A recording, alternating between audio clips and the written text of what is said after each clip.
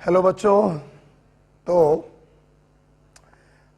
आप लोगों ने वॉल्यूमेट्रिक जो है पूरा ख़त्म कर लिया होगा और कल उसके क्वेश्चंस भी लगा लिए होंगे और डाउट भी क्लियर कर लिए होंगे, जैसा कि वीडियो सॉल्यूशन आपको मिल गया होगा वॉल्यूमेट्रिक का। राइट, आज हम लोग को डील करना है, एक नया चैप्टर है, एनसीईआरटी 11th का चैप्टर है, दैट इज गैसियस स्टेट। लेकिन उसके पहले मैं आपसे फिर बताना चाहूंगा, हम लोग बात करेंगे HW की। देखिए बेटा, 29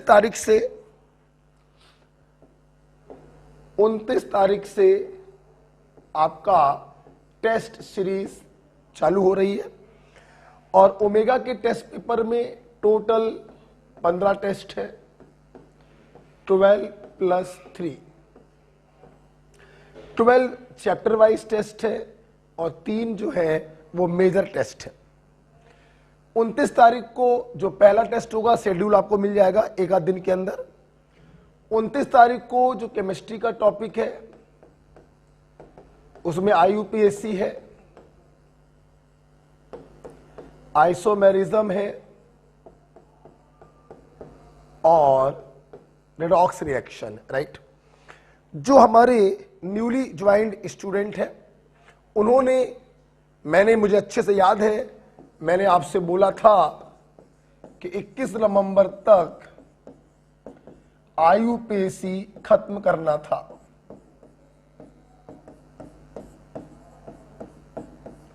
तो मेरे ख्याल से IUPAC आपने खत्म कर लिया होगा। अब जो न्यूली ज्वाइन स्टूडेंट है, जिन्होंने नया नया ज्वाइन किया है, हम आपको पूरा समय दे रहे हैं 28 नवंबर तक, 7 दिनों का समय है। आपको आइसोमेरिज खत्म करना है, ठीक है। अच्छा, ये तो बात हो गई न्यूली ज्वाइन जो बच्चे हैं जिन्होंने ये पहले नहीं पढ़ा था, अभी रिसेंटली जिन्होंने ज्वाइन किया है मेरे को, तो उनके पास आज का दिन मिला के लगभग 7-8 दिन है। आराम से आइसोमेरिज्म धीमे धीमे अपनी क्षमता अनुसार उसको खत्म करें। करंट टॉपिक भी पढ़ना है जो आज चालू होगा, गैसेस स्टेट, और थोड़ा थोड़ा आपको पीछे का भी पढ़ना है, आइसोमेरिज्म। ये आपने कर लिया, ये आपका तैयार हो गया, ये आप कर ही लोगे, 28 तारीख तक तैयार हो गया। तो ये भी मैं शायद आपको करवा चुका हूं, पूरा काम आपका खत्म हो गया। अच्छा, जो जो पुराने स्टूडेंट हैं वो समझ लें, उनको अपनी प्रिपरेशन इस प्रकार से करनी है कि 28 तारीख तक वो एक बार इन सारे चैप्टर्स को बढ़िया तरीके से रिवाइज कर ले, ठीक है। IUPAC आल्दो में करवा चुका हूं आप लोगों को 1-2 बार, आइसोमेरिज्म भी मैं आपको शायद करवा चुका हूं, रेडॉक्स रिएक्शन आपको शायद मैंने रिवीजन नहीं करवाया है, सिर्फ पढ़ाया था। तो आप लोगों को अपने शेड्यूल को ऐसे बनाना है कि आप इन तीनों चैप्टरों को 28 तारीख तक एक बार रिवाइज कर लें। कुछ ऐसे रिवाइज कर लें कि आप इनके क्वेश्चंस भी लगा सकें, 50-60 सवाल, 50-60 सवाल, 50-60 सवाल। तो मैंने आपको एक स्ट्रेटजी बताई कैसे क्या करना है। नए बच्चे जो हैं उनको तो आइसोमेरिज्म 1 by 1 धीरे धीरे लेक्चर्स कंप्लीट करने हैं, और जो पुराने बच्चे हैं उनको इन 7-8 दिनों को ऐसे बांटना है कि आप इन तीनों चैप्टर्स को पूरा कंप्लीट कर लें। ओके बेटा, और आज हम लोग पढ़ने जा रहे हैं गैसियस स्टेट, न्यू चैप्टर्स आपके सामने आ रहा है, तो मैं इसको हटाना चाहूंगा, ठीक है। आइए, तो हम लोग बेटा पढ़ने जा रहे हैं, बड़ा अच्छा टॉपिक है, स्टेट ऑफ मैटर। बेटा आपको मालूम है, मैटर का मतलब होता है कुछ भी ऐसा जिसके पास मास हो और वॉल्यूम हो, हम लोग उसे कहते हैं मैटर। हमारे चारों तरफ मैटर 3 स्टेट में पाया जाता है, सॉलिड, लिक्विड और गैस। एग्जाम्पल के तौर पर H2O, बर्फ तो सॉलिड है, पानी तो लिक्विड है, और वेपर की बात करें तो गैस है। ओके, तो जितने भी मैटर बेटा हमारे पास है वो 3 स्टेटों में है, सॉलिड स्टेट, लिक्विड स्टेट और गैसियस स्टेट। ठीक है, देखिए बेटा, सॉलिड स्टेट जो होता है इसमें जो कंस्टिट्यूएंट पार्टिकल होते हैं वो अपनी जगह पर फिक्स रहते हैं, वो अपनी जगह को छोड़कर माइग्रेट नहीं कर सकते हैं due to very strong force of attraction. यही बेटा कारण होता है कि सॉलिड का वॉल्यूम भी फिक्स होता है और सॉलिड का शेप भी फिक्स होता है। एग्जाम्पल के तौर पर आप इस मार्कर को देख लो, ये सॉलिड है, इसके जो कंस्टिट्यूएंट पार्टिकल है एक स्थान पर फिक्स है, माइग्रेट नहीं कर सकते, इसलिए इस पेन को मैं हाथ में पकड़ूं तो भी इसकी शेप यही रहेगी और मैं जेब में डाल लूं तो भी इसकी शेप यही रहेगी।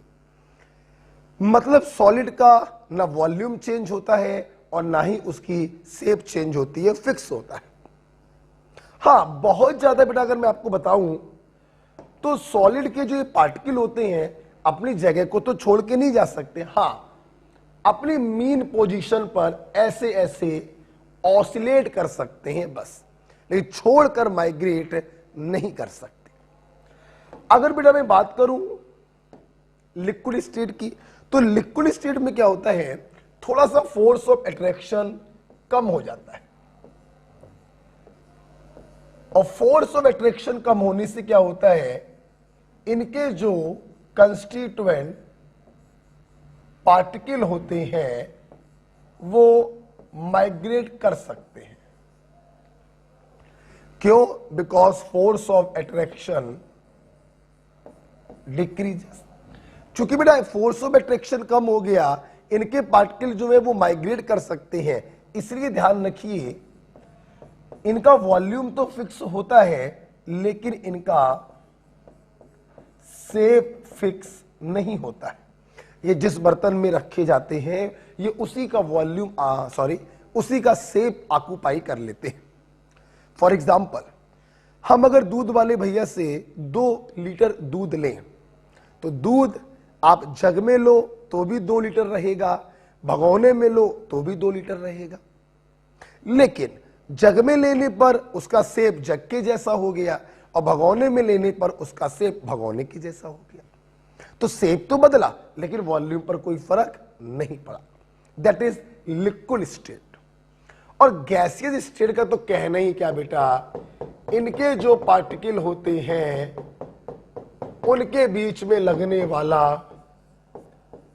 फोर्स ऑफ अट्रैक्शन ऑलमोस्ट 0 होता है, बिल्कुल 0 होता है। मतलब gaseous state is the most random state. Gaseous state is the most random state. ना इनका वॉल्यूम फिक्स होता है और ना इनका शेप फिक्स होता है। ये जिस बर्तन में रखे जाते हैं उसी बर्तन का शेप और वॉल्यूम ऑक्यूपाई कर लेते हैं। This is called gaseous state. मैं आपको बताना चाहूंगा कोई भी मैटर हो वो 3 स्टेट में पाया जाता है। अगर H2O का एग्जांपल ले लें तो बर्फ इज द सॉलिड स्टेट, पीने वाला पानी इज द लिक्विड स्टेट और जो वेपर होगी वो गैसियस स्टेट। साथ ही साथ मैं आपको यह भी बताना चाहूंगा ये तीनों स्टेट जो होती हैं ये इंटर कन्वर्टेबल होती हैं। सॉलिड लिक्विड में, लिक्विड गैस में, गैस लिक्विड में, लिक्विड सॉलिड में आपस में इंटर कन्वर्ट होते रहते हैं।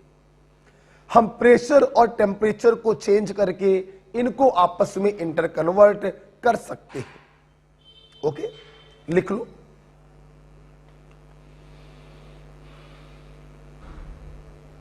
आज हम लोग अपने इस चैप्टर स्टेट ऑफ मैटर में डिटेल डिस्कस करेंगे गैसियस स्टेट और उनसे संबंधित लॉस को। तो आइए, गैसियस स्टेट चालू करने से पहले जैसा कि मैंने बोला कि प्रेशर, वॉल्यूम और टेम्परेचर, इनको चेंज करके हम स्टेट को बदल सकते हैं। तो आइए थोड़ा सा प्रेशर, वॉल्यूम और टेम्परेचर के बारे में हम आपको बताएं। तो सुनिएगा, मैं इसको हटाना चाहूंगा।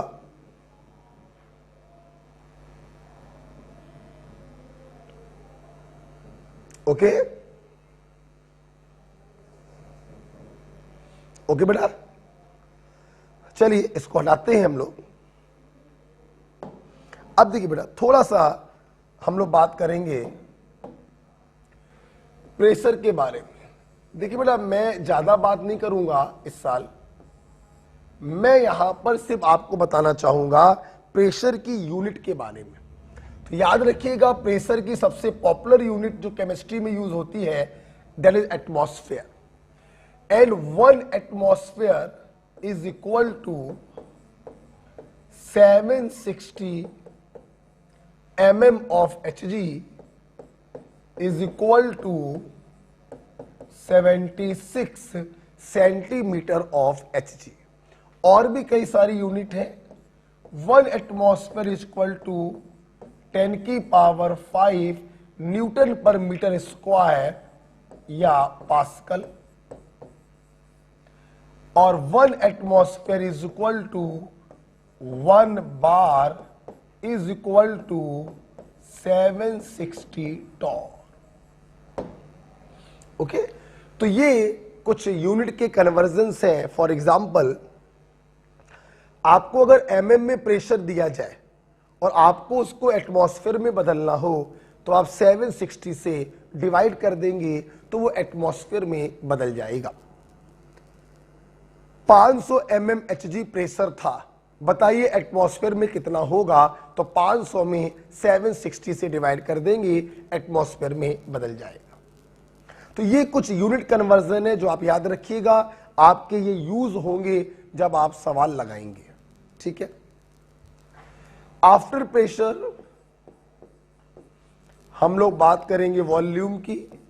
जैसा कि मैंने अभी भी बोला, वो मैं लिखवाना चाहूंगा, volume of gas is equal to volume of container. जिस कंटेनर में गैस भरी होती है वो उसी कंटेनर के वॉल्यूम को ऑक्यूपाई कर लेती है। 5 लीटर के बर्तन में हमने ऑक्सीजन गैस को भर दिया, तो ऑक्सीजन का वॉल्यूम भी हम 5 लीटर ही मानेंगे। ओके, अच्छा, बात करें यूनिट कन्वर्जन की, तो सबसे पॉपुलर यूनिट जो यूज होगी केमिस्ट्री में वो लीटर है। और 1 litre is equal to 1 decimetre cube is equal to 1000 centimetre cube. इसी को शॉर्ट में सीसी और इसी को शॉर्ट में हम ml लिख देते हैं। ध्यान रखिएगा, बहुत ही इंपॉर्टेंट ये कन्वर्जन है। जो डेसीमीटर क्यूब होता है वही बेटा ध्यान रखिएगा लीटर होता है। 10 decimetre cube 10 litre, 100 decimetre cube 100 litre के लिए। और सेंटीमीटर क्यूब को शॉर्ट में सीसी लिख देते हैं और इसी को हम लोग बोलते हैं ml। ml का मतलब मिलीलीटर। ठीक है, आइए प्रेशर और वॉल्यूम के बाद आप इसको लिख लीजिए, हम लोग बात करेंगे टेम्परेचर की। थोड़ा सा बताएंगे टेम्परेचर के बारे में।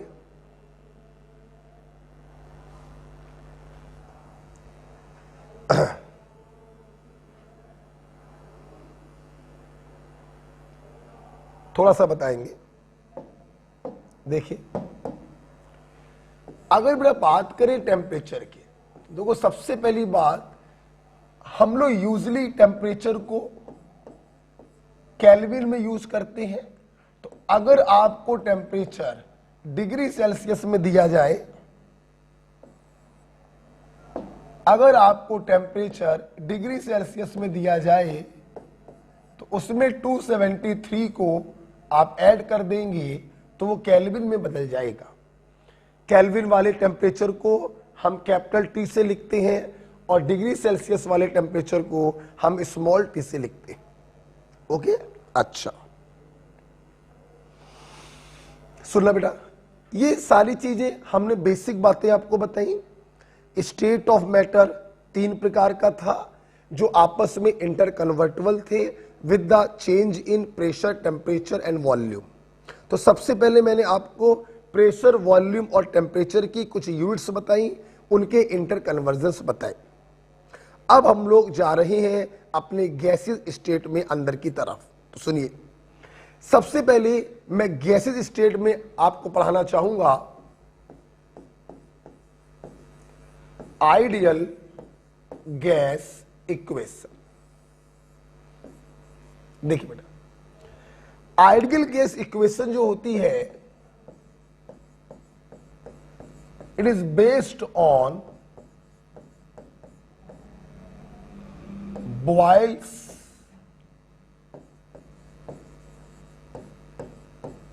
Chorl's and Edmonton's law। Ideal gas equation Boyle, Charles और एडमंटन्स लॉ पर बेस्ड होती है। आप जब भी बेटा किसी किताब को पढ़ेंगे, कोई किताब देखिएगा, गैसेस स्टेट का चैप्टर खोलिएगा, उसमें पहले बॉयल्स लॉ लिखा होगा, फिर चॉर्ल्स लॉ लिखा होगा, फिर एडमंटन्स लॉ लिखा होगा, और फिर इन तीनों की हेल्प से उसने आइडियल गैस इक्वेशन को डिराइव किया होगा। हम लोग कोई बोर्ड का पेपर देने नहीं जा रहे कि Boyle's law, ideal gas equation को डिराइव करिए 2 नंबर, नहीं। हमारे एग्जाम में न्यूमेरिकल क्वेश्चन आएंगे, थ्योरेटिकल क्वेश्चंस आएंगे। इसलिए मैं किताबी तरीके से ना पढ़ाकर मैं थोड़ा रिवर्स तरीके से आपको पढ़ाना चाहूंगा। मैं इन लॉ से इसको डिराइव नहीं करूंगा, मैं इस इक्वेशन से इनको डिराइव करूंगा। ऐसा करने से बहुत हेल्प मिलती है और हमें कुछ भी याद नहीं करना पड़ता। सिर्फ आपको याद करना है कि आइडियल गैस इक्वेशन क्या होती है। शायद ये क्लास 8th से आपको याद है, PV is equal to nRT। हमारे टाइम पर तो शायद ये 9th क्लास से आया था, हो सकता है आजकल के बच्चों में 8th क्लास में आ गई हो। PV is equal to nRT, ideal gas equation. अच्छा, यहां पे बेटा P क्या है? Of course pressure, volume, mole, temperature in kelvin, और R का मतलब है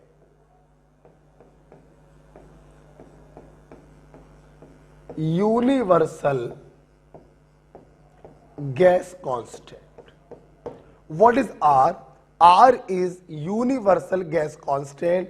मैं बहुत जोर दे के एक बात आपको बताना चाहूंगा कि इस R की वैल्यू क्या रखते हैं। देखिए बेटा, R की जो बेटा वैल्यू होती है वो प्रेशर और वॉल्यूम की यूनिट पर डिपेंड करती है। जैसे अगर R की वैल्यू आप रखते हैं 0.0821, तो ये तब पॉसिबल है जब प्रेशर रखो एटमॉस्फेयर में और वॉल्यूम रखो लीटर में। अगर इनकी यूनिट आप चेंज करोगे तो आप R की ये वैल्यू नहीं रख सकते। R की बेटा दूसरी वैल्यू होती है 8.314 and this is the SI value of R, मतलब जूल में आता है। मतलब R की वैल्यू 8.314 तब रखोगे जब प्रेशर रखो आप SI में न्यूटन पर मीटर स्क्वायर, और वॉल्यूम भी रखो आप SI में मीटर क्यूब।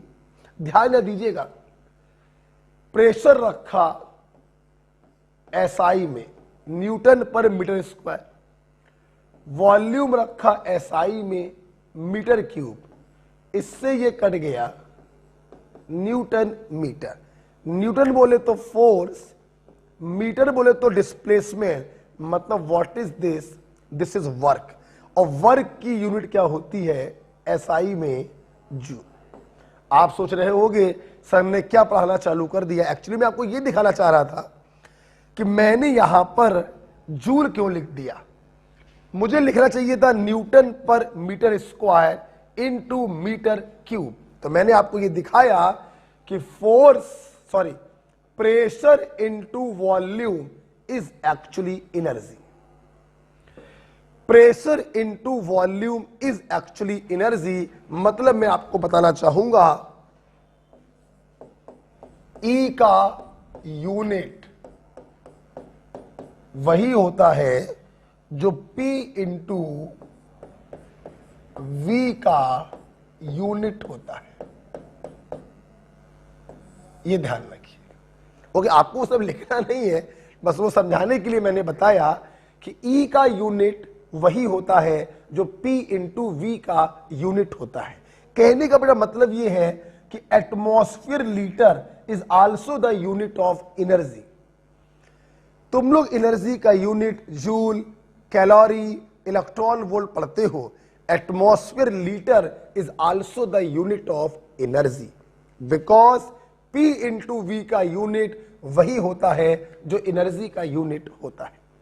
तो अगर आपको दिखाई पड़े कि किसी फार्मूले में R आया है, सभी लोगों का वैल्यू SI में रखा है, तो R का वैल्यू आप कितना रखोगे?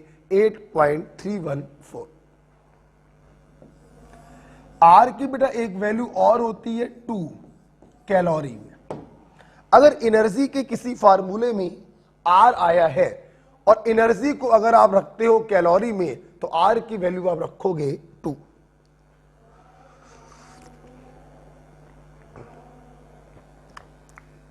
फॉर एग्जाम्पल E बराबर क्या होता है? शायद कहीं फार्मूला पढ़ा हो, 3/2 RT काइनेटिक एनर्जी बराबर। तो अगर ये एनर्जी आपने जूल में रखी तो R की SI वैल्यू, अगर ये एनर्जी आपने कैलोरी में रखी तो R की जगह 2, और अगर ये एनर्जी आपने एटमॉस्फेयर लीटर में रखी तो R की वैल्यू 0.0821। ओके, आई होप आपको R का महत्व समझ में आया। अब मैं जो बेकार की चीजें हैं उनको हटा दे रहा हूं। ये भी हट गया है, ये लिख लीजिएगा आप अपने हाशिए पर, और ये भी हमारे किसी काम का नहीं। ओके, चलिए, तो हमारे काम का इतना था। Ideal gas equation based on Boyle, Charles and Amontons law. PV equal to NRT. R को कहते हैं यूनिवर्सल गैस कांस्टेंट। आर की वैल्यूज होती हैं 0.0821, 8.314 और 2। ध्यान रखिएगा, ये डिपेंड करेगा प्रेशर इनटू वॉल्यूम का यूनिट क्या है। हमारी केमिस्ट्री में बेटा 100 में से 90 क्वेश्चन लगाओगे ना, तो 90 क्वेश्चनों में आपको ये वाला वैल्यू रखना होता है। प्रेशर यूजली बेटा एटमॉस्फेयर में होता है और वॉल्यूम यूजली बेटा लीटर में ही दिया जाता है। ओके, आप देख लीजिएगा, ये दोनों वैल्यूज मेनली बेटा यूज होती हैं जब आर के साथ एनर्जी का टर्म आता है। ओके, अगर एनर्जी रखोगे जूल में तो आर की एसआई वैल्यू ये रख देना, एनर्जी रखोगे कैलोरी में आर की एसआई वैल्यू ये रख देना।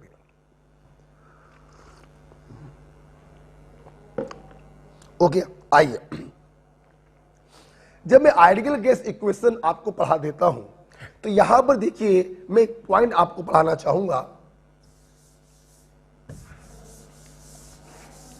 इसी के नीचे कंटिन्यू करिएगा, जगह नहीं है, मैं ऊपर लिख रहा हूं, सुनना। फॉर गिवन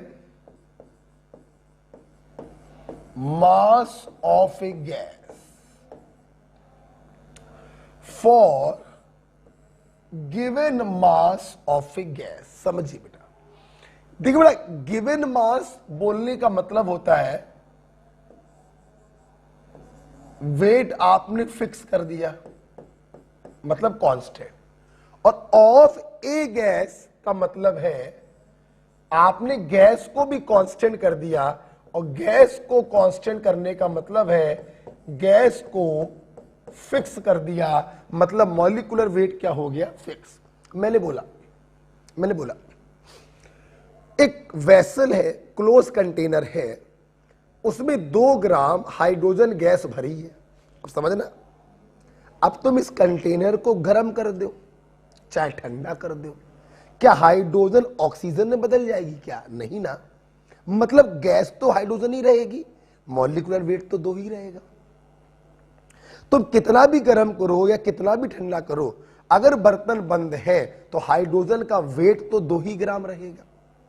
मतलब जब मैंने आपसे कहा कि तुम्हारे पास 2 ग्राम हाइड्रोजन गैस है, इसका मतलब मैंने आपसे बोला कि गैस का वेट भी फिक्स हो गया, गैस का मॉलिक्यूलर वेट भी फिक्स हो गया। आपको मालूम है एन का मतलब होता है मोल्स, मोल्स का मतलब वेट अपॉन मॉलिक्यूलर वेट।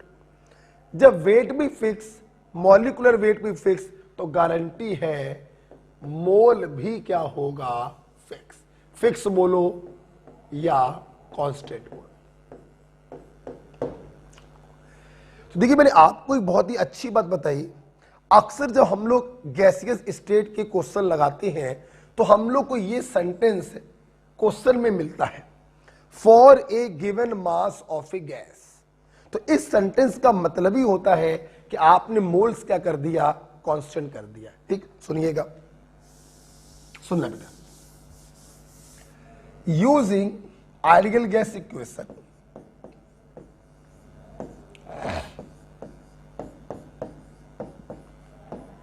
तुम बताना, जब तुमने गैस को फिक्स किया तो मोल फिक्स हो गया, आर जो होता है वो वैसे ही कांस्टेंट होता है, तो पीवी अपॉन टी कांस्टेंट हो गया।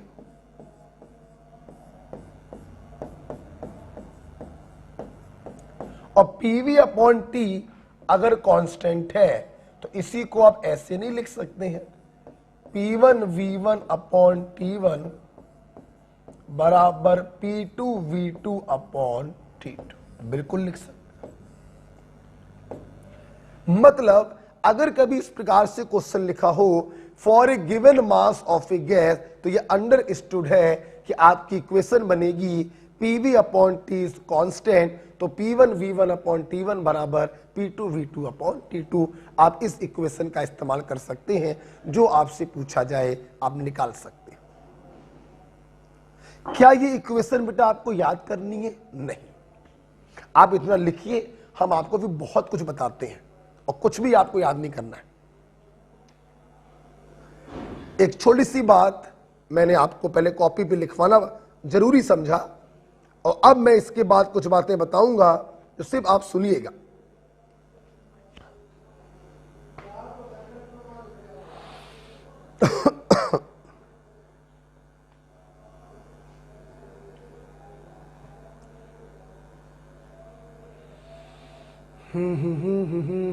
कैसी पढ़ाई चल रही है तुम लोगों की? तुम लोग दिखाई नहीं पड़ते हो, बड़ा साला कभी कभी नीरस लगता है ऑनलाइन में पढ़ाने का, दिखाई नहीं पड़ते हैं बच्चे। वो एनर्जी थोड़ी सी कम हो जाती है, कैमरे को देख देख के बुलाओ, कैमरे को देख देख के बोलो, ऐसा लग रहा है जैसे कोई शूटिंग कर रहे हैं। शूटिंग ही कर रहे हैं एक्चुअली हम लोग, ऑनलाइन में तो शूटिंग ही हो रही है। ध्यान रखिएगा, जो काम दिया है वो काम करना है।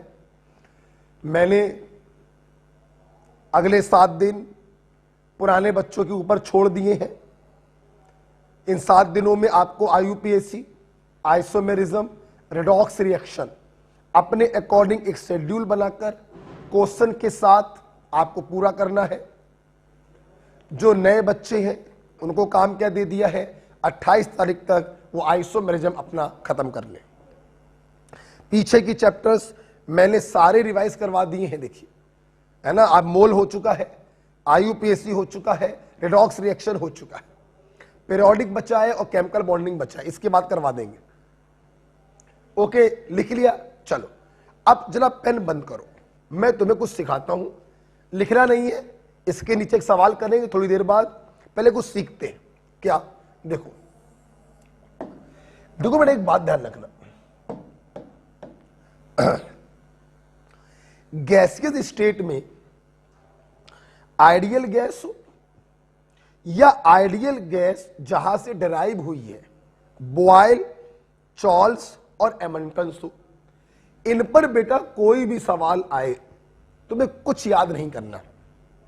तुम सबसे पहले लिख दिया करो अपनी ideal gas equation PV equal to nRT। सुनना, जैसे ये लिख दिया। अब बेटा क्वेश्चन जिस जिस चीज को कांस्टेंट कर दे आप उसको कैंसिल कर दो और जो बचे उसको पकड़ के इस प्रकार की इक्वेशन बना दिया करो।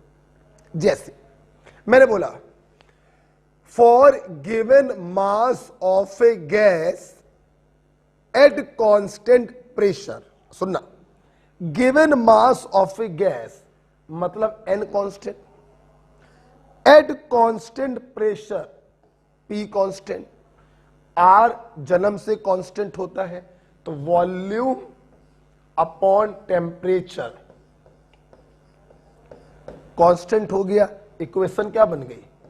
V1 अपॉन T1 बराबर V2 अपॉन T2। खत्म हो गई बात बेटा, खत्म। मान लो ये हटा सकते हैं ना, यहां करते हैं, सर लिख तो यही लिए आप लोगों ने, ठीक, हटा सकते हैं। मान लो मैंने बोला for a given mass of a gas at constant temperature, सुनना, हमने आइडियल गैस रखा, given mass of a gas का मतलब n कांस्टेंट और टेम्परेचर कांस्टेंट क्वेश्चन ने बोल दिया, ये जन्म से कांस्टेंट, तो PV क्या हो गया? कांस्टेंट। इक्वेशन बोलो, P1 V1 बराबर P2 V2। बड़ा कोई आपत्ति बड़ा किसी बच्चे को? तो इस प्रकार से देखो हम लोग कोई भी क्वेश्चन बड़े आराम से सॉल्व कर सकते हैं बिना कुछ याद करे। तो आइए एक सवाल इसके ऊपर किया जाए जो मैंने अभी आपको सिखाया। चले एक क्वेश्चन करते हैं। क्वेश्चन बेटा क्या है, हमारे पास एक बहुत बड़ा सा बैलून है और ये बैलून जमीन पर रस्सी से बंधा हुआ है। अच्छा, इस बैलून में हाइड्रोजन गैस भरी है, इसका प्रेशर है 1 एटमॉस्फेयर, टेम्परेचर है 27 डिग्री सेल्सियस और इस समय इसका वॉल्यूम है 12,000 लीटर। धोखे से इस बैलून को पकड़ मत लेना, तुमको लेके उड़ जाएगा। 12,000 लीटर समझते हो? आपके घरों में छत पर जो पानी की टंकी रखी होती है 500 लीटर या 1000 लीटर की होती है, ये 12,000 लीटर, बहुत बड़ा बैलून है ये।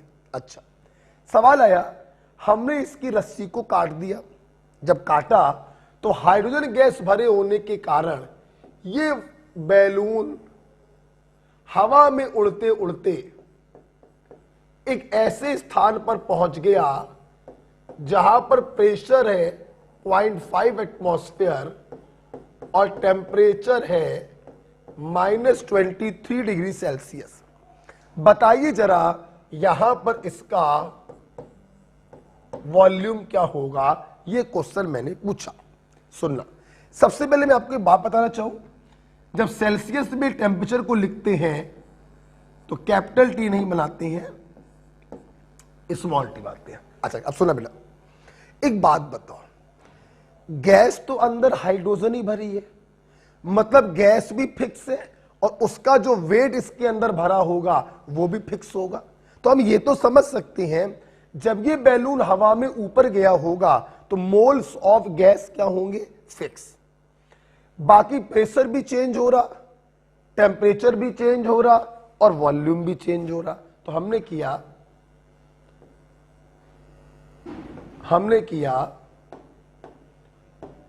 समझना बेटा मेरी बात, एक भी पॉइंट याद नहीं करेंगे, using PV is equal to nRT, हमने इसका यूज किया।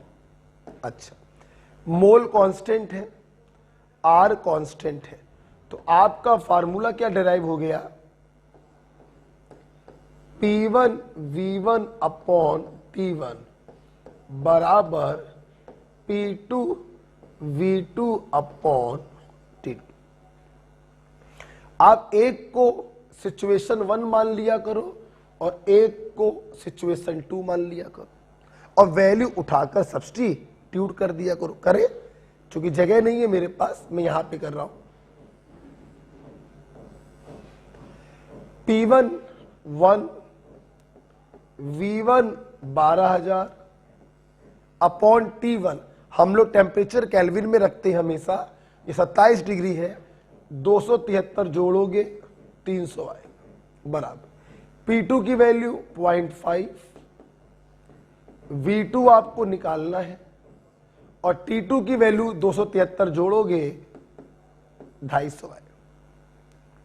आप यहां से सॉल्व कर लीजिए, क्योंकि सुबह ही सुबह अभी पढ़ा के आया हूं मैं ऑफलाइन में, तो मुझको आंसर याद है 20,000 लीटर।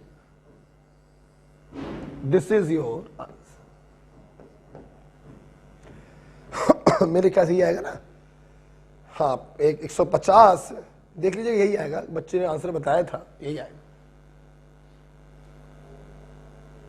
ठीक है बेटा, तो देखिए सवाल कितना आसान था। अगर आपको तरीका मालूम है, हम लोग कभी कुछ भी याद नहीं करते हैं, जो चीज कांस्टेंट होती है हम उस चीज को कैंसिल कर देते हैं, बची हुई चीज को पकड़कर हम अपनी इक्वेशन बनाते हैं, वैल्यू रखते हैं, आंसर आ जाता है। ठीक है, तो ये क्वेश्चन एक आपका हमने आइडियल गैस इक्वेशन पर कराया।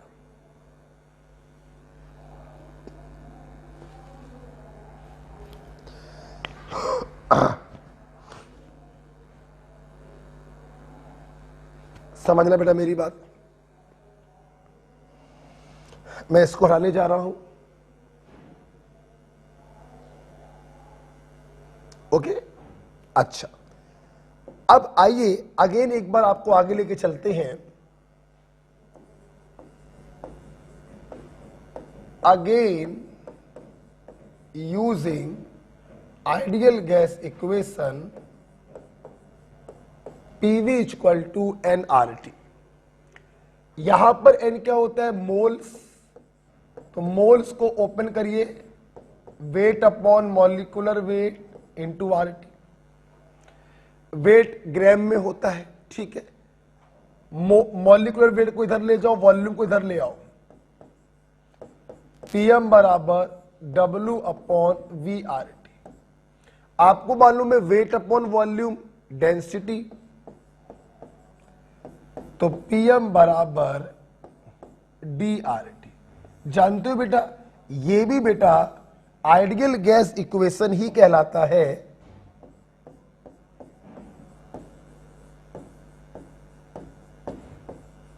ये भी बेटा आइडियल गैस इक्वेशन ही कहलाता है, बस ये वाला जो फॉर्म है वो वॉल्यूम और वेट के टर्म्स में है और ये वाला जो फॉर्म है वो डेंसिटी के टर्म्स में है।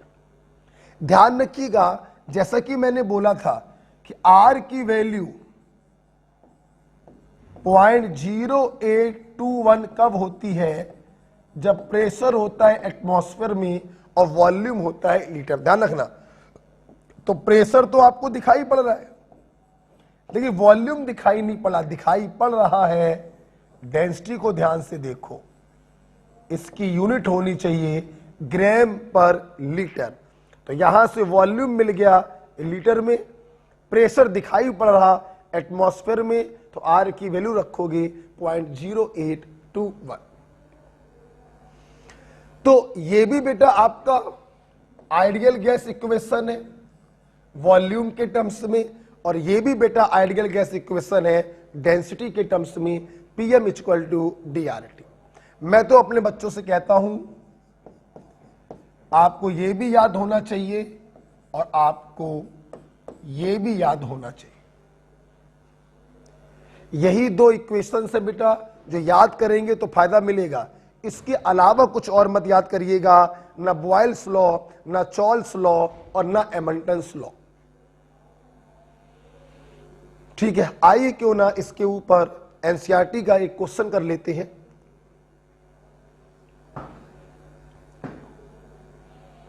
तो पीवी इक्वल टू एनआरटी और पीएम इक्वल टू डीआरटी, ये दोनों कहलाती हैं आइडियल गैस इक्वेशन। ठीक है, आइए इसके ऊपर सवाल करते हैं।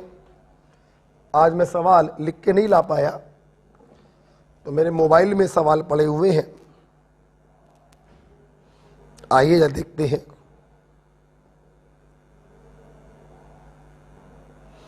इसके ऊपर एक सवाल हम लोग करेंगे। चलिए हटाते हैं इसको।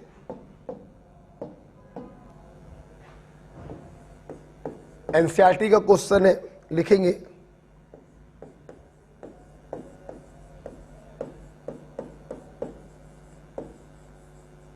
The density of a gas eight 27 degree Celsius and 1 atmospheric pressure is D. Okay भाई, comma at what temperature its density become 0.75 D keeping pressure constant.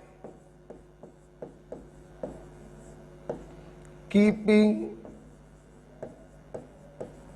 pressure constant.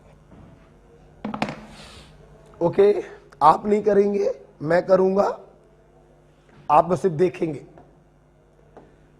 चलिए सबसे पहले ये बताओ, क्वेश्चन जो है वो डेंसिटी के टर्म्स में है, तो इक्वेशन कौन सा लिखना है? पीवी इक्वल टू डीआरटी वाला यूज होगा। ठीक, अच्छा सबसे पहले हम लोग क्या करेंगे, हम लोग ये देखेंगे क्या क्या क्वेश्चन दे रहा है, क्या क्या चीजें कांस्टेंट है। आओ देखें। सवाल ने आपसे बोला हमारे पास कोई गैस है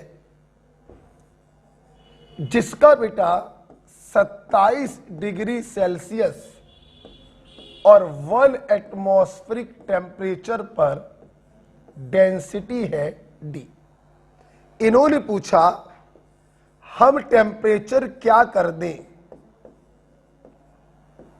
हम टेम्परेचर क्या कर दें कि इसकी डेंसिटी हो जाए 0.75 D keeping the pressure constant. मतलब प्रेशर क्या रहा? 1 एटमॉस्फेयर। हमारे स्टूडेंट अगर ध्यान से देखें,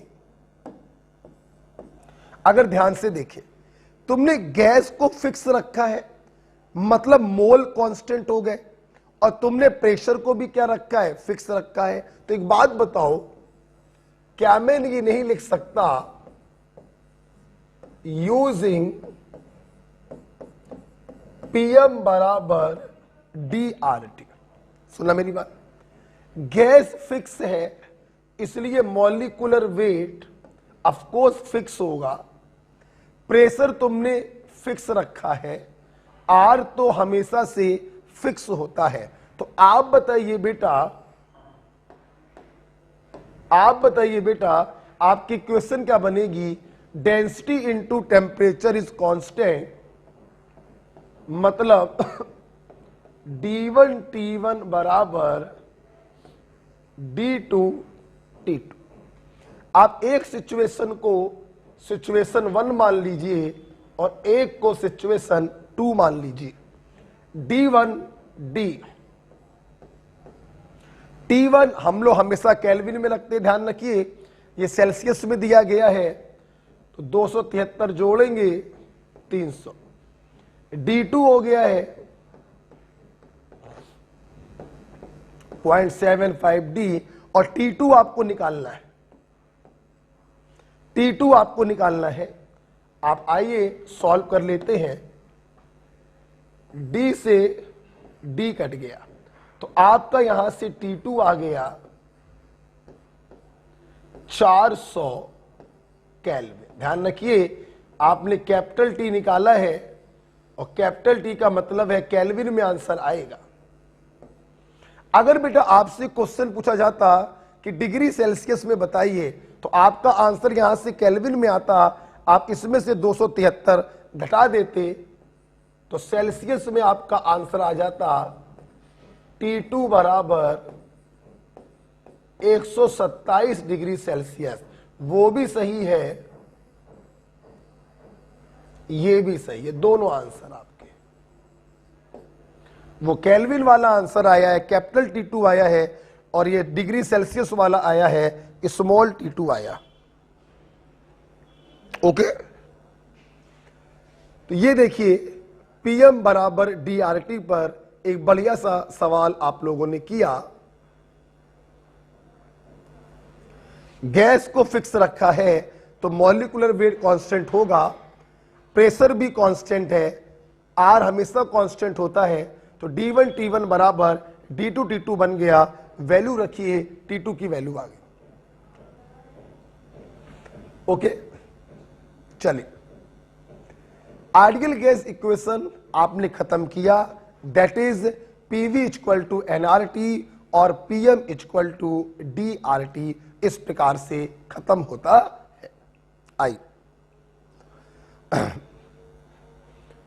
इसके बाद मैं आपको पढ़ाना चाहूंगा, जैसा कि मैंने अभी बोला था कि हम लोगों का जो आइडियल गैस इक्वेशन है ये 3 लॉ पर आधारित है, that is Boyle's law, Charles law और एमंटन्स लॉ। ठीक है, मेरी बात ध्यान सुनिए, इधर देखो सब लोग, मैं इसको हटाना चाहूंगा। सबसे पहले मैं आगे बढ़ने से पहले एक पॉइंट आपको और पढ़ाना चाहूंगा। ये एनसीईआरटी का पॉइंट है, क्योंकि एनसीईआरटी में सवाल दिया है इस पर, एक्सपेल्ड आउट। एनसीईआरटी में इस पर क्वेश्चन दिया है, एक्सपेल्ड आउट क्या होता है ये एक्सपेल्ड आउट, आइए समझते हैं। देखिए पेन बंद करके आराम से आप इसको देखिए। क्या सुन बेटा, मान लो बेटा हमारे पास एक ओपन बीकर है जिसमें कोई गैस भरी है। ऑफ कोर्स ये अपने वॉल्यूम V1 के बराबर ही गैस को रोक पाएगा, और मान लीजिए इसके मोल्स हैं N1 और इस समय इसका टेम्परेचर है T1। मैंने क्या किया बेटा, इस बर्तन को गर्म किया। गर्म करने का मतलब हमने इसका टेम्परेचर T1 से बढ़ाकर T2 कर दिया। आपको मालूम है PV इक्वल टू nRT से अगर टेम्परेचर बढ़ाओगे तो वॉल्यूम भी बढ़ेगा। कैसे बढ़ेगा सुनना। देखिए जब टेम्परेचर बढ़ाते हैं तो गैस के पार्टिकल को एनर्जी मिलता है, उस एनर्जी को लेकर वो और तेजी से रैंडम मोशन करने लगते हैं, उनके बीच की दूरी और बढ़ जाती है। इसी को हम लोग कहते हैं एक्सपेंशन। T1 टेम्परेचर पर 2 गैस के पार्टिकल ऐसे थे और T2 टेम्परेचर पर 2 गैस के पार्टिकल ऐसे हो गए। मतलब यही कहलाता है एक्सपेंशन, मतलब वॉल्यूम बढ़ेगा।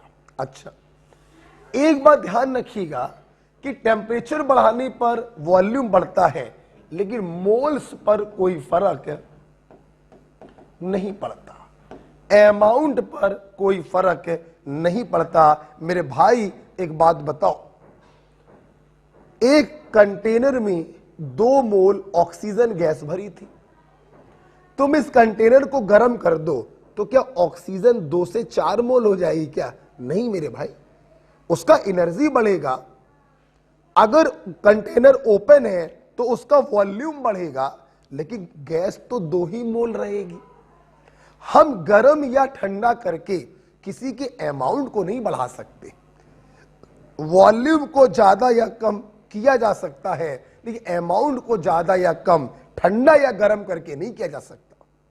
ओके, सुनना, जब आपने इसको गर्म किया तो नो डाउट इसमें एक्सपेंशन हुआ, ये गैस के पार्टिकल दूर दूर हो गए, और दूर दूर होने के कारण माना इसका वॉल्यूम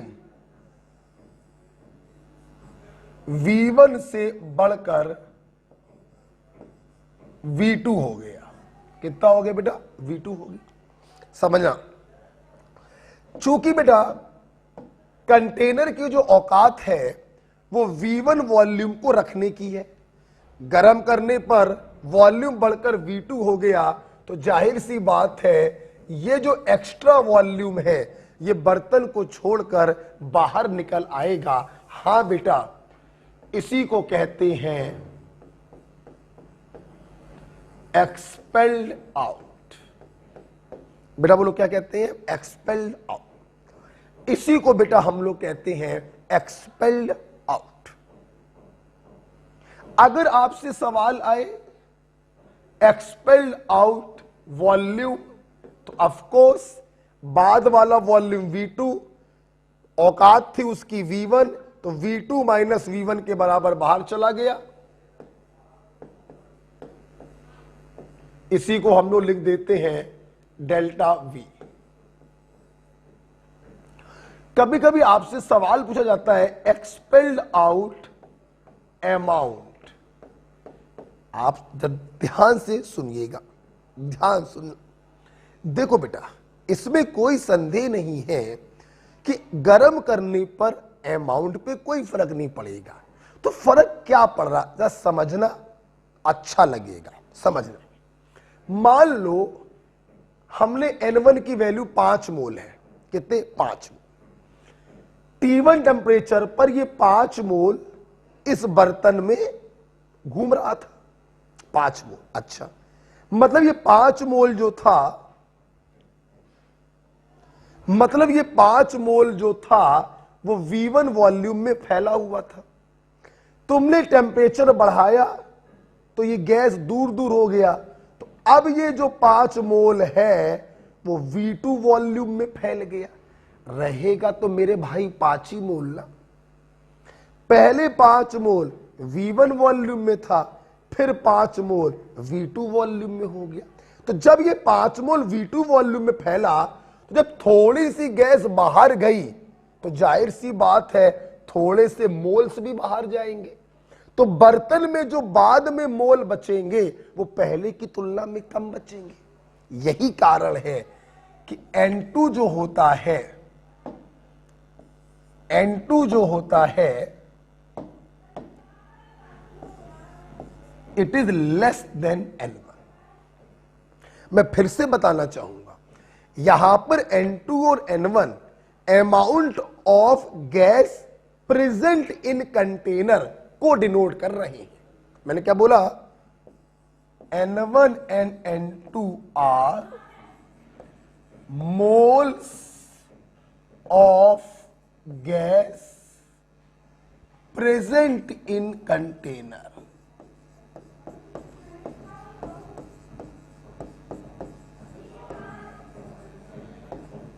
ओवरऑल अमाउंट तो पहले 5 मोल था, तो गर्म करने के बाद भी 5 ही मोल रहेगा। फर्क बस ये पड़ेगा, पहले 5 मोल V1 वॉल्यूम में फैला था, 5 का 5 बर्तन के अंदर था। गर्म करने पर ये 5 मोल V2 वॉल्यूम में फैल गया, तो हो सकता है 3 मोल बर्तन के अंदर हो, 2 मोल बर्तन के बाहर हो, और ये 2 मोल निकलकर बाहर चला गया। तो बर्तन में कितने मोल बचे? 3। इसी 3 को कह रहे हैं हम N2। तो हमेशा ध्यान रखना, जब एक्सपेल्ड आउट वॉल्यूम पूछते हैं तो V2 माइनस V1 करते, और जब एक्सपेल्ड आउट अमाउंट पूछते हैं तो N1 माइनस N2 करते हैं। बच्चे बहुत गलती करते हैं। हमेशा ध्यान रखिए, चेंज जब भी निकाला जाता है बड़ी वैल्यू से छोटी वैल्यू को माइनस करके निकालते हैं। बड़ी वैल्यू से छोटी वैल्यू को माइनस करके निकालते हैं। वॉल्यूम में V2 बड़ा है, लेकिन अमाउंट प्रेजेंट इन कंटेनर में N1 बड़ा है, क्योंकि पहले 5 मोल था कंटेनर के अंदर, बाद में कुछ मोल निकल गए तो मोल कितने बचे? कम।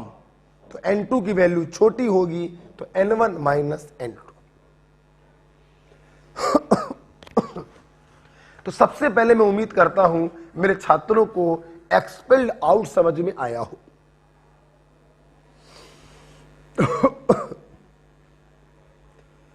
एक्सपेल्ड आउट आपको हम उम्मीद करते हैं समझ में आया होगा।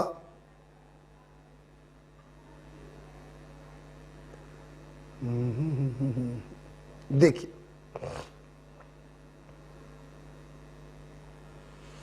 आगे बढ़े बेटा।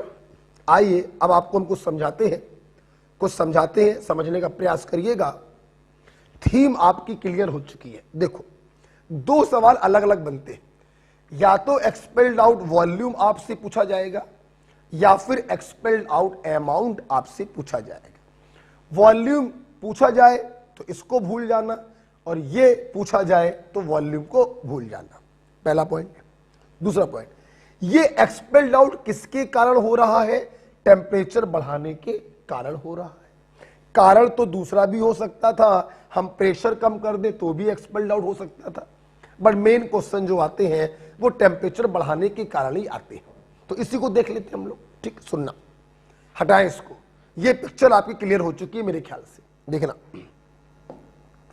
जैसे मान लो हमने आपसे एक सवाल पूछा। ये सवाल करते हैं,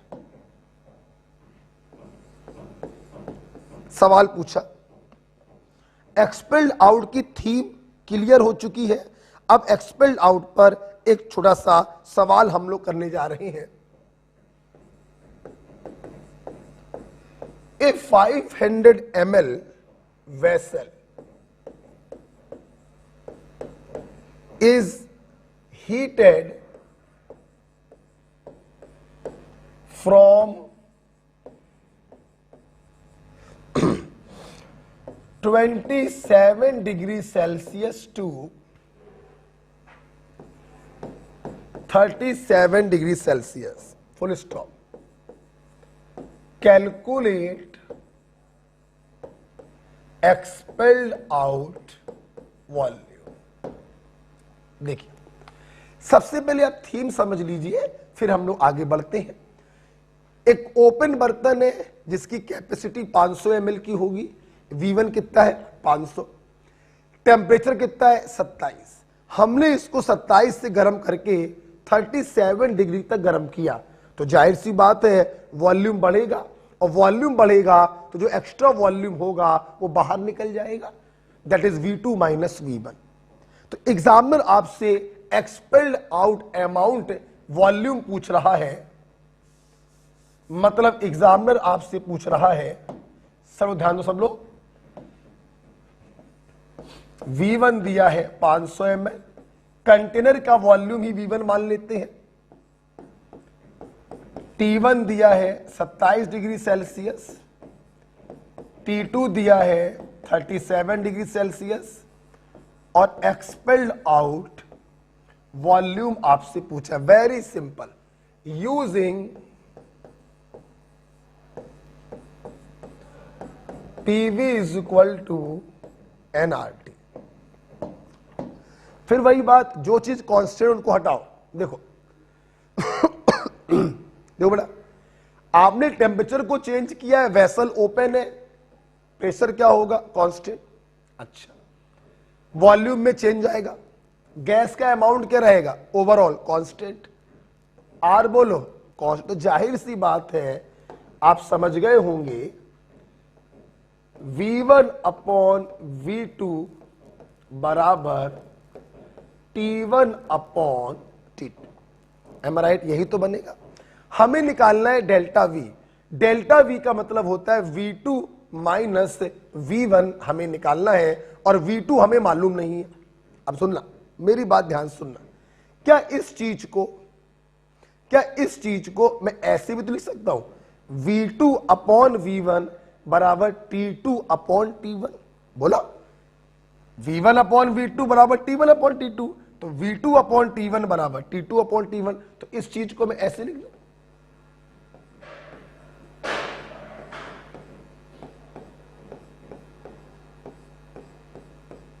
एम राइट। हमें निकालना है V2 माइनस V1। तो अगर मैं इधर से -1 करूं और इधर भी -1 करूं तो जाहिर सी बात है कोई फर्क तो पड़ेगा नहीं। तो इक्वेशन क्या बनेगी, देखो जगह कम पड़ रही है। V2 minus V1 upon V1 बराबर T2 minus T1 upon T1। V2 minus V1 delta V आपको निकालना है। V1 की वैल्यू 500, T2 37 में 273 जोड़ोगे, T1 27 में 273 जोड़ोगे अपॉन T1 30। सॉल्व कर लीजिए, डेल्टा V बराबर आएगा 50/3 ml। This is your answer. Okay right बेटा, लिखो इसको। हेलो, हाँ बेटा बताओ।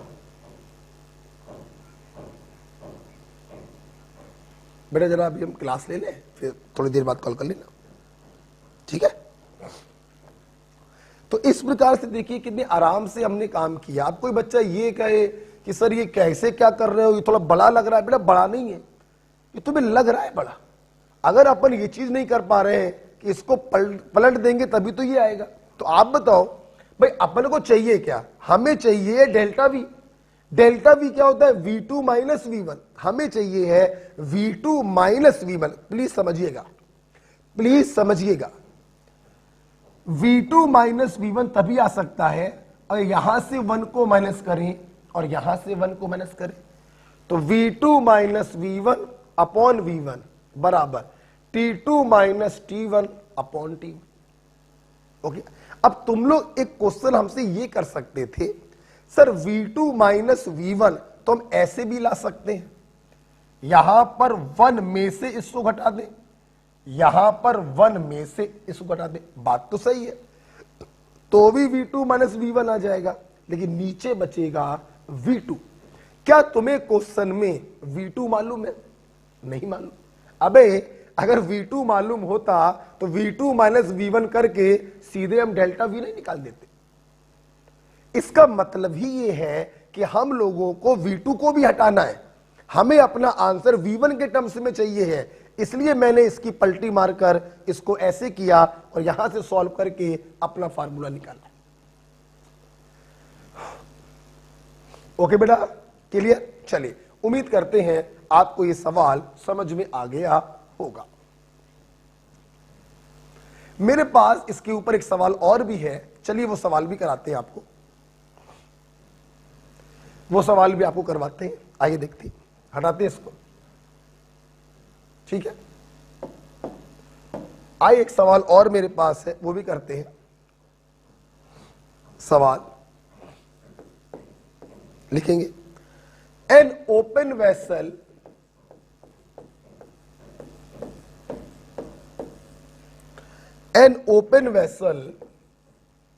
at 27 degrees Celsius is heated so that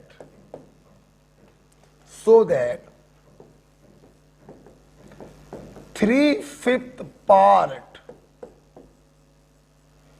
of gas या air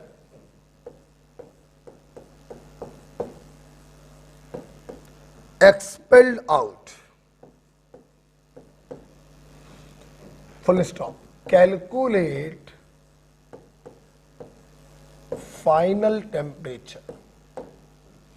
देखिए बेटा, फिर जरा सवाल को आप समझिए। सवाल कह रहा हमारे पास एक ओपन वेसल है जो 27 डिग्री सेल्सियस पर है। अच्छा भाई, बताइए इसको किस टेम्परेचर तक हम गर्म करें। जब गर्म करोगे तो एक्सपेंशन होगा और जो एक्स्ट्रा अमाउंट होगा वो बाहर चला जाएगा। तो 3/5 part of air expelled out. समझिए मेरी बात, समझिए मेरी बात। 3/5 पार्ट, देखिए बेटा, पार्ट का मतलब होता है फ्रैक्शन। आपसे बोला गया 3/5 फ्रैक्शन एक्सपेल्ड आउट, तो एक्चुअली बेटा this is expelled out amount. और तुमने अभी अभी वॉल्यूमेट्रिक पढ़ी है, अगर किसी चीज में इनिशियल वैल्यू से डिवाइड कर दें तो वो बन जाता है फ्रैक्शन। तो 3/5 फ्रैक्शन दिया गया, मतलब डेल्टा n बाई n1 आपको दिया गया है 3/5। इसका मतलब क्या है? इसका मतलब हुआ fraction of air expelled out. Delta N is what? Amount of air expelled out, और उसमें अगर इनिशियल वैल्यू से डिवाइड कर दिया तो fraction of air expelled out आ गया, जो आपको दिया गया है 3/5। वॉल्यूम वाला फार्मूला डेल्टा वी, अगर वॉल्यूम पूछते तो वो लगाते, वॉल्यूम नहीं बोला गया तो हम लोग अमाउंट वाले से काम करते हैं। वॉल्यूम डेल्टा वी तभी यूज करेंगे जब वॉल्यूम बोला जाए, नहीं बोला गया तो हम लोग सीधे अमाउंट वाला यूज करेंगे। अब देखना अगेन, यूजिंग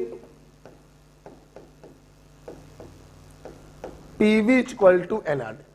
अब वही लगाओ, वही दिमाग लगाओ। ओपन वेसल है, पी कांस्टेंट, अमाउंट को लेके चल रहे हैं तो वी हटा दो, वी हटा दिया, आर हटा दिया, तो हमारा क्या बन गया? N1T1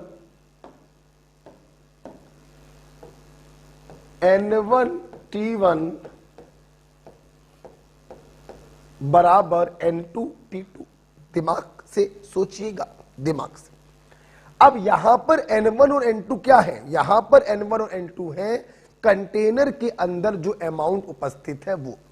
हमें चाहिए delta N, that is N1 minus N2, और नीचे चाहिए हमको N1। अब देखो, नीचे चाहिए N1, तो N1 को इधर ले आओ, T2 को इधर ले जाओ।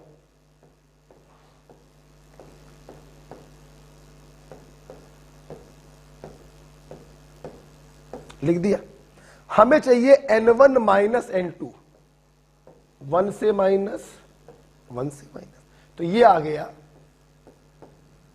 T2 minus T1 upon T2 बराबर N1 minus N2 upon N1। T2 अपन को निकालना है, कैपिटल T निकालोगे तो केल्विन में आएगा। T1 27 प्लस 273 300, T2 निकालना है। Delta N by N1 is 3/5। Is it clear? Solve कर लीजिए।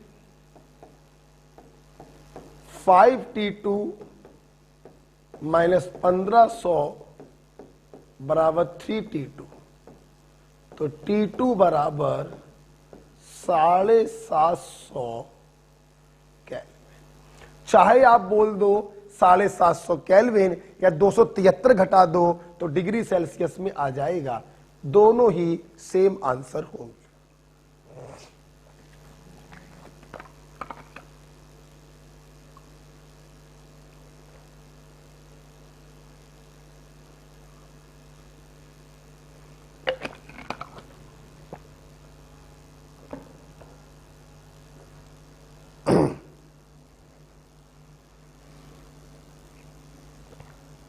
मैं उम्मीद करता हूं कि आप लोगों को एक्सपेल्ड आउट केस भी समझ में आया होगा कि कैसे क्वेश्चंस बनते हैं एक्सपेल्ड आउट पर। ठीक है, कुछ नहीं करना होता है, simple PV equal to NRT लगाइए, जो चीज कांस्टेंट है उसको हटा दीजिए, अपनी चीज को पकड़कर रीअरेंज करिए, आपका आंसर आपके सामने होगा। ओके बेटा, चलिए इसके आगे हम लोग बढ़ते हैं। एक छोटा सा पॉइंट मैं आपको और पढ़ाना चाहूंगा, हटा दो इसको। एक छोटा सा पॉइंट बेटा मैं आपको और पढ़ाना चाहूंगा, जिसका नाम है aqueous tension।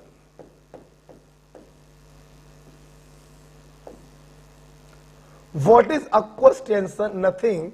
It is simple.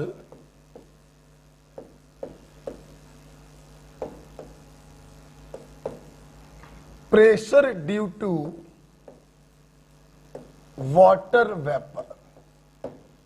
Water vapour का जो प्रेशर होता है उसे बेटा हम लोग कहते हैं aqueous tension। आइए थोड़ा आपको बता दें, समझेंगे जरा।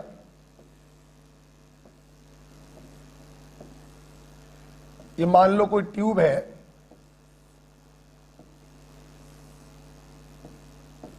इसके अंदर वाटर भरा हुआ है, ठीक है।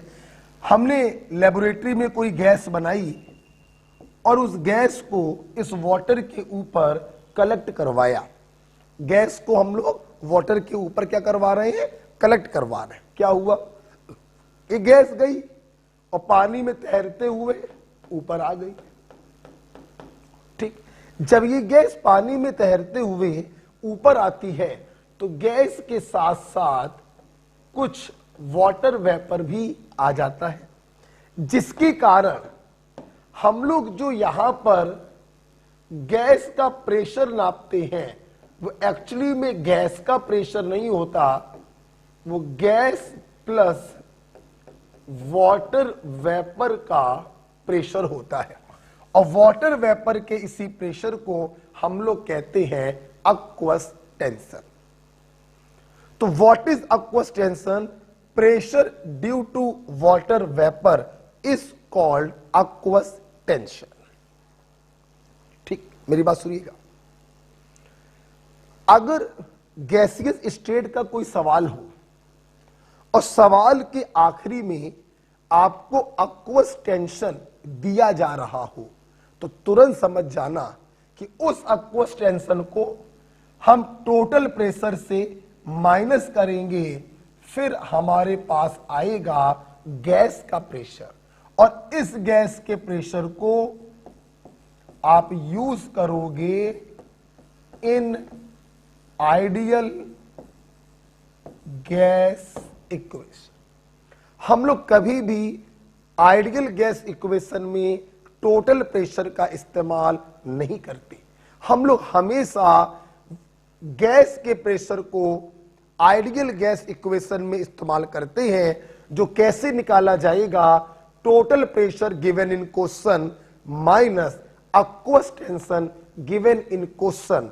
तो गैस का प्रेशर आएगा जिसको पीवी बराबर एनआरटी में आप यूज करेंगे, तो जो निकालना होगा आप निकाल सकते हैं। तो this is about the aqueous tension. Pressure due to water vapour is called aqueous tension. अगर किसी क्वेश्चन में aqueous टेंशन दिया जाए तो उस aqueous टेंशन को टोटल प्रेशर से माइनस करेंगे तो गैस का प्रेशर आएगा, जिसको आइडियल गैस में सब्स्टिट्यूट करेंगे।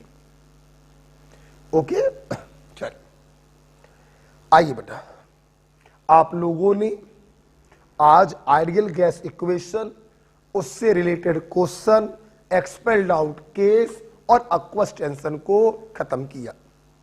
अब हम लोग एक स्टेप आगे बढ़ रहे हैं। जैसा कि आपको मालूम है कि आइडियल गैस इक्वेशन 3 लॉ पर आधारित है, बॉयल, चार्ल्स और एमंटन्स।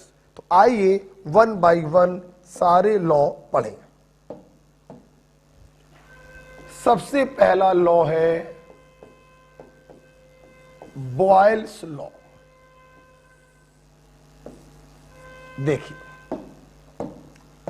देखो बेटा, सबसे पहले आप एक बात समझ लीजिए, बॉयल हो, चॉल्स हो या एमंटन्स हो, इन तीनों लॉ में हम लोग गैस और उसके मास को फिक्स रखते हैं। मतलब इन तीनों लॉ में एक लाइन कॉमन है, for given mass of a gas. और तुमने अभी अभी लगभग आधे घंटे पहले हमसे पढ़ा था कि for given mass of a gas का मतलब होता है मोल्स क्या हो गए, कांस्टेंट।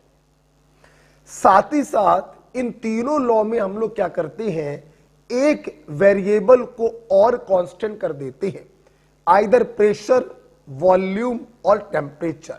जैसे बॉयल ने क्या किया, बॉयल ने क्या किया, टेम्परेचर को कांस्टेंट कर दिया। हम ऐसे याद करवाते हैं बच्चों को, बॉयल ने अपने नाम को कांस्टेंट कर दिया। बॉयल मतलब उबालना, उबालना मतलब टेम्परेचर, तो बॉयल ने टेम्परेचर को कांस्टेंट कर दिया। ठीक, अब समझना, मैंने बोला था कि हम लोग कुछ भी याद नहीं करेंगे, बिल्कुल नहीं करेंगे। देखो कैसे, मान लो कोई तुमसे कहे कि बॉयल्स लॉ का स्टेटमेंट बताओ, तो पोरवाल जी ने तो स्टेटमेंट लिखवाया ही नहीं। अरे जरूरत ही नहीं है। देखो जरा, तुमने क्या किया, कुन्ने में जाकर आइडियल गैस इक्वेशन को लिखा और धीरे से जो जो चीजें कांस्टेंट है उनको काट दिया। बेकार बेकार बेकार, तो PV is equal to constant. ये लो, आपके बॉयल्स का स्टेटमेंट आ गया, PV is equal to constant. This is called Boyle's law. अब तुम्हें सामने वाले को उल्लू बनाना था, तो कैसे उल्लू बनाएंगे देखना। व्हाट इज बॉयल्स लॉ, क्या बोलेंगे सुनना, for given mass of a gas at constant temperature the product of pressure and volume is a constant, this law is called Boyle's law. हमने तो कुछ भी याद नहीं किया, लेकिन हमने वो सब कुछ बता दिया जो दूसरे लोग याद करके बताते हैं। For given mass of a gas at constant temperature the product of pressure and volume is a constant, this is called Boyle's statement. Okay, Boyle's law पर एक छोटी सी बात और आपके एग्जाम में पूछी गई है, ऑन डिफरेंशिएशन।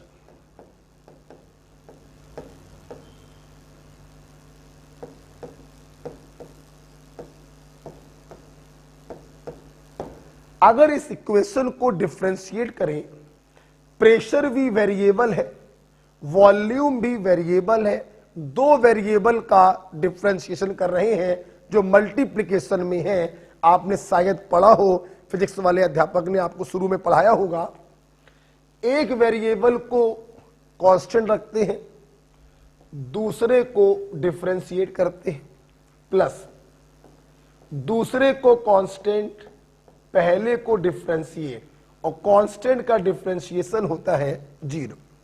ये उस तरफ जाएगा, माइनस का हो जाएगा, तो P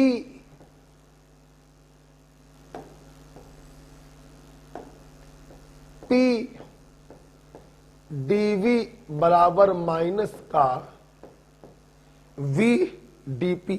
ओके, अब आप क्या कर सकते हैं, dP को इधर ले जाए, dV को इधर ले जाए, P by dP equal to minus का V बाई dP। आप बॉयल्स को ऐसे भी लिख सकते हैं, आप बॉयल्स को ऐसे भी लिख सकते हैं, P by D P equal to minus का V बाई dV। कुछ भी याद नहीं करना, ध्यान रखिएगा। आपने आइडियल गैस इक्वेशन लिखा, कांस्टेंटों को हटाया, आपका इक्वेशन बन गया। डिफरेंशिएट कैसे करेंगे, एक को कांस्टेंट दूसरे को डिफरेंशिएट प्लस दूसरे को कांस्टेंट पहले को डिफरेंशिएट, और कांस्टेंट का होता है 0, रीअरेंज कर दिया, इस प्रकार से लिख दिया। हम लोग बॉयल के बारे में एक फार्मूला और भी बना सकते हैं, आइए देखते हैं, कंटिन्यू करिएगा।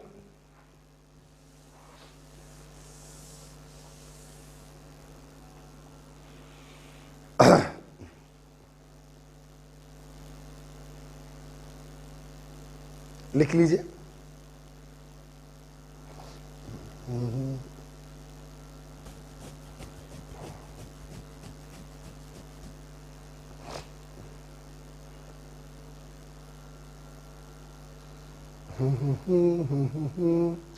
लिख लिया, चलिए हटा ही देता हूं इसको। आपने ये कैसे बनाया, आइडियल गैस इक्वेशन लिखी, कांस्टेंटों को हटाया, बॉयल्स का स्टेटमेंट बन गया। और देखो क्या कर सकते हैं, हमारे चार्ट जानते हैं पीएम बराबर DRT, ये भी तो आइडियल गैस इक्वेशन होती है। आपने इससे भी क्या किया, कांस्टेंटों को हटाया, ये कांस्टेंट, टेम्परेचर बॉयल्स ने कर दिया कांस्टेंट। देखो क्या आया, pressure upon density is constant.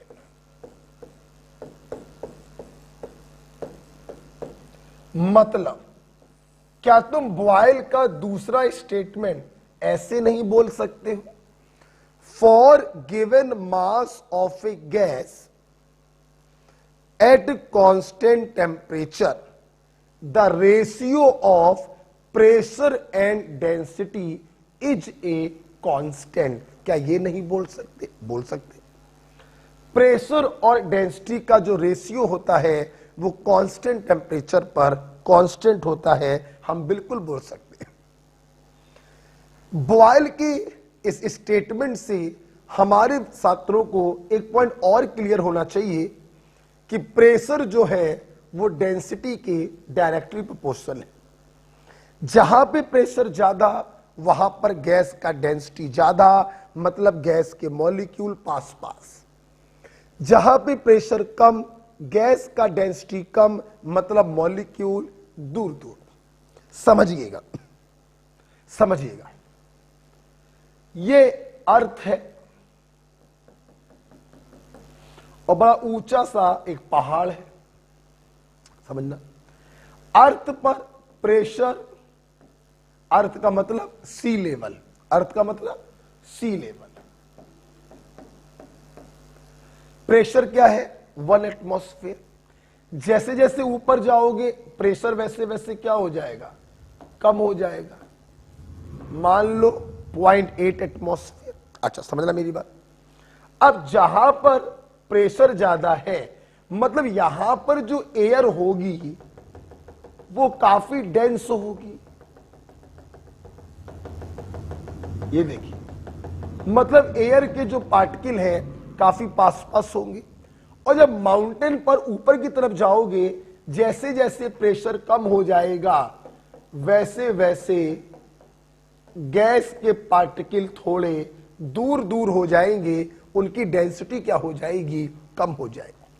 सोचो जरा, एक आदमी जो सी लेवल पे खड़ा है, जब वो एक बार सांस लेगा, चूंकि गैस के पार्टिकल पास पास थे तो ज्यादा एयर उसके लंग्स में पहुंच गई। और जब वही आदमी माउंटेन पे खड़ा होकर वहां पे सांस लेगा तो जाहिर सी बात है, चूंकि मॉलिक्यूल दूर दूर है, तो एक बार सांस लेने पर उतनी एयर लंग्स में नहीं पहुंचेगी जितनी यहां पर पहुंच रही थी, जिसके कारण उस आदमी को जल्दी जल्दी सांस लेनी पड़ेगी। यस, इसी को हम कहते हैं एल्टीट्यूड सिकनेस। बोलो क्या कहते हैं, एल्टीट्यूड सिकनेस। कभी कभी सांस लेने में इतनी प्रॉब्लम होने लगती है कि सरदर्द करने लगता है, इंसान को बेहोशी आने लगती है। इसीलिए जो लोग पहाड़ों में, माउंटेन में चढ़ाई करते हैं, वो अपने साथ ऑक्सीजन का सिलेंडर लेके जाते हैं, ताकि अगर डेंसिटी बहुत कम हो जाए और सांस लेने में बहुत प्रॉब्लम होने लगे तो वो मास्क लगा के आराम से जिंदा रह सकते हैं। Okay, this is called altitude sickness. तो इसको मैं ऐसे लिखवाना चाहूंगा, इसको मैं लिखना चाहूंगा 10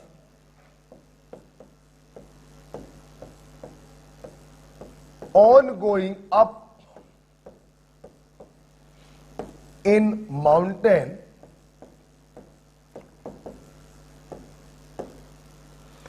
on going up in a mountain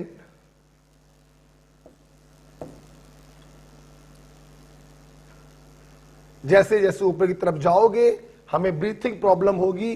thus on going up in a mountain a person suffers in breathing.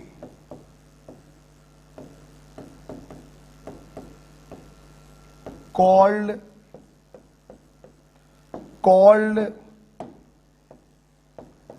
altitude sickness.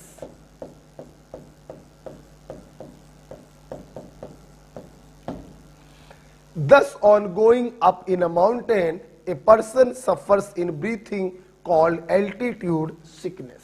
तो आपके एग्जाम में सब क्वेश्चन आ सकता है कि altitude sickness is the application of, आप धीरे से बोल देना, बॉयल्स लॉ। ओके, या इसी स्टेटमेंट को मैं ऐसे भी तो लिख सकता हूं क्या, कि air at sea level is dense. समुद्री लेवल पर जहां पे प्रेशर ज्यादा होगा एयर का डेंसिटी ज्यादा होगा। हां बिल्कुल ज्यादा होगा। तो मैं इसी को ऐसे भी लिख सकता हूं कि air at sea level is dense. This is the application of Boyle's law. मैं उम्मीद करूंगा कि आपको बॉयल्स लॉ समझ में आया। टेम्परेचर कांस्टेंट है तो एक बार पीवी बराबर कांस्टेंट आया और एक बार P अपॉन डी बराबर कांस्टेंट आया। ओके बेटा, चलिए बॉयल्स लॉ में इतना पढ़ने के बाद मैं आपको बॉयल्स लॉ को लेकर एक ग्राफ प्लॉट कराना चाहूंगा। आइए ग्राफ प्लॉट करते हैं, इसको लिख लीजिए।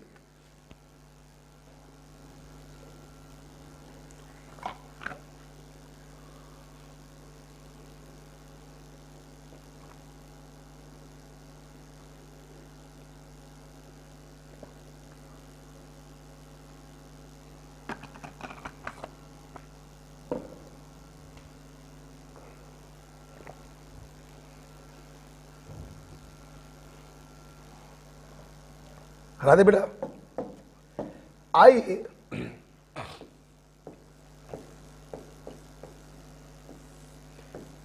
ग्राफ की बात करेंगे।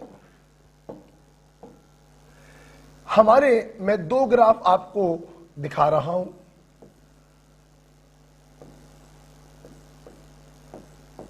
Pressure versus 1 upon volume,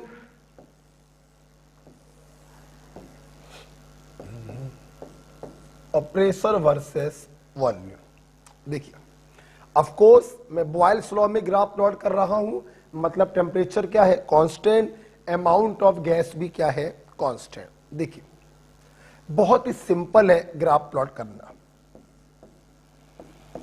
PV बराबर एनआरटी, ये पूरी वैल्यू क्या है कांस्टेंट। अच्छा, तो P बराबर एनआरटी अपॉन वी, यही तो है, समझना। तुमने P को क्या माना है Y, और 1 अपॉन वी को क्या माना है X, तो Y बराबर mx। This is straight line equation passing through origin. तो आप देखिए इसका ग्राफ ऐसा आएगा, स्ट्रेट लाइन। आप ऐसा खींच दो, आप ऐसे खींच दो, आएगा स्ट्रेट लाइन।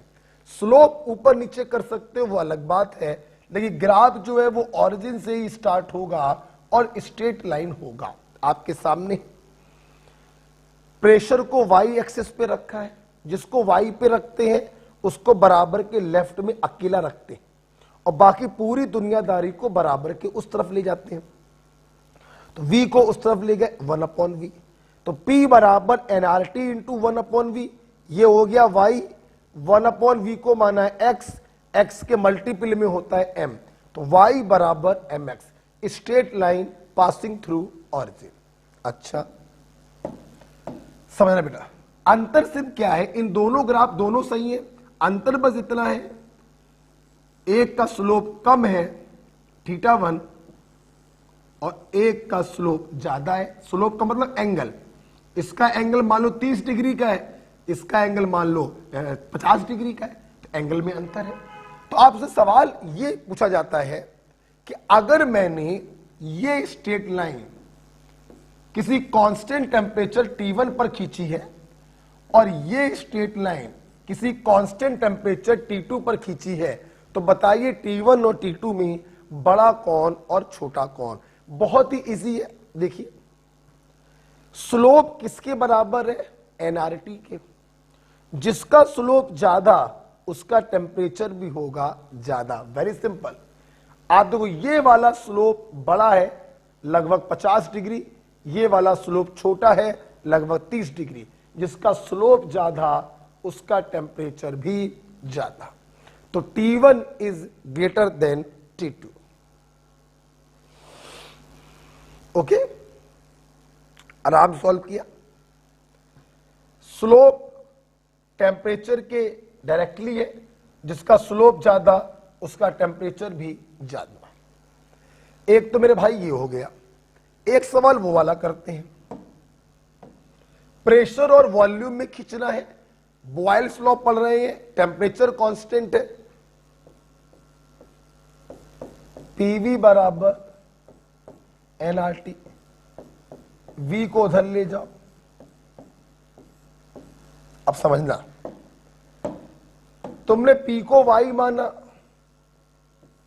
कोई प्रॉब्लम नहीं, यहां पर भी माना था, लेकिन यहां पर आपने x माना था 1/v को और यहां पर आपने x माना है सिर्फ v को, तो y is inversely proportional to x। बेटा स्ट्रेट लाइन इक्वेशन बनती है जब दोनों वेरिएबल डायरेक्टली प्रोपोर्शनल होते हैं। अगर दोनों वेरिएबल इनवर्सली प्रोपोर्शनल हो गए, मतलब एक को बढ़ाओगे तो दूसरा घटेगा और दूसरे को बढ़ाओगे तो पहला घटेगा, तब ग्राफ आता है रेक्टेंगुलर हाइपरबोला। तो यहां पर जो ग्राफ आएगा ऐसा आएगा, चाहे आप मान लो ये किसी टेम्परेचर T1 पर है और ये किसी टेम्परेचर T2 पर है।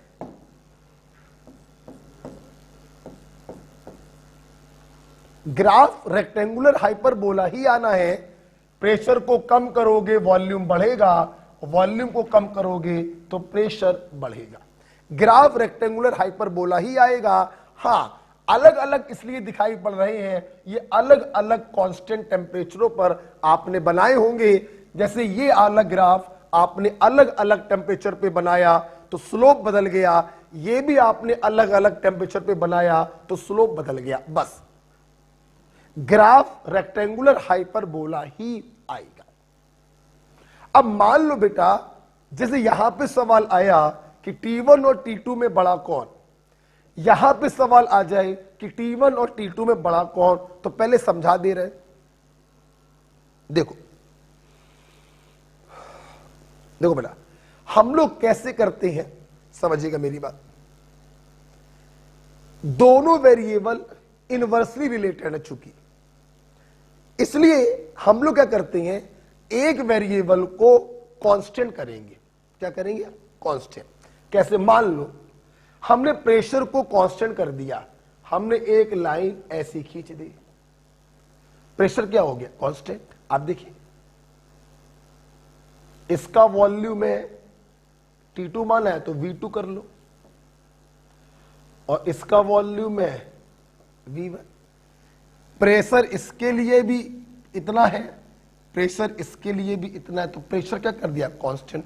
अब देखना T2 पर V2 है और T1 पर V1 है। ध्यान दो, T2 टेम्परेचर पर वॉल्यूम में V2 जो छोटा है और T1 टेम्परेचर पर वॉल्यूम में V1 जो बड़ा है।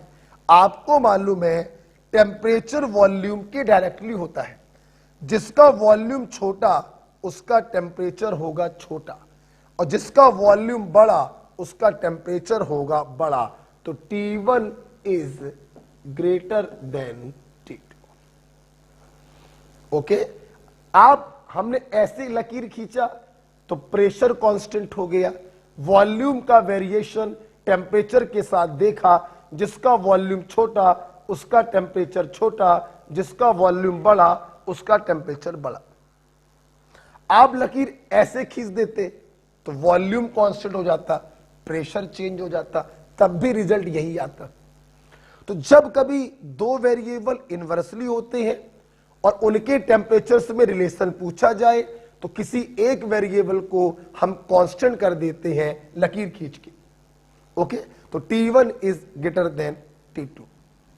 इस प्रकार से हम कह सकते हैं ये बॉयल्स लॉ क्या होता है, खत्म होता है। ग्राफ समझ में आया। बॉयल्स लॉ पर एक छोटा सा पॉइंट हम आपको और पढ़ाना चाहेंगे।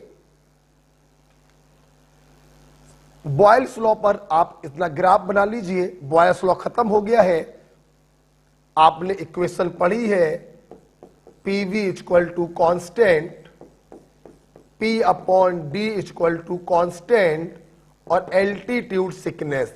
ये सारी चीजें कहां पे पढ़ी आपने, बॉयल्स लॉ में पढ़ी। दो ग्राफ भी आप लोगों ने देखे, उम्मीद करते हैं ग्राफ समझ में आए। और सबसे इंपॉर्टेंट है ये, कौन सा टेम्परेचर बड़ा होगा, कौन सा टेम्परेचर छोटा होगा। ठीक है, चलिए हम लोग आज इसको यहीं पर रखते हैं। हम लोग इसको आज यहीं पर रखेंगे। इसके आगे बॉयल्स लॉ पर एक छोटा सा पॉइंट और बचा है, फिर हम लोग पढ़ेंगे चॉल्स लॉ, एमंटन्स लॉ, खत्म करेंगे। अगली क्लास में हम लोग डाल्टन्स लॉ भी आराम से खत्म कर लेंगे और हो सकता है ग्रेहम्स लॉ भी खत्म कर लें। आज के लिए इतना ही है। ध्यान रखिए, कल वाली क्लास में आपके पास कम से कम बेटा 70-80 न्यूमेरिकल क्वेश्चनों का लोड आ जाएगा कल, आप ये समझ लो। तो आप इसको पढ़ लीजिएगा अच्छे से। कल इसके आगे पढ़ाएंगे और आपको सीट देंगे, 70-80 क्वेश्चन इसमें आपको लगाने होंगे। HW के नाम पर 7 दिनों का HW सभी बच्चों के पास है। 29 तारीख को टेस्ट है, इसलिए IUPAC आइसोमेरिज्म रिएक्शन मैकेनिज्म अपने हिसाब से 7 दिनों का शेड्यूल बनाना है। कब ये खत्म करेंगे, कब सवाल लगाएंगे, कब ये खत्म करेंगे, कब सवाल लगाएंगे, कब ये खत्म करेंगे, कब सवाल लगाएंगे। जो बच्चे न्यूली ज्वाइंड हैं उनके पास SW क्या है कि वो 28 तारीख तक आइसोमेरिज्म पूरा खत्म कर लें। करंट टॉपिक तो पढ़ना ही पड़ेगा बेटा। ओके बेटा, उम्मीद करते हैं आप एंजॉय कर रहे हैं। पढ़ते रहिए और एंजॉय करते रहिए। ओके बेटा, थैंक यू।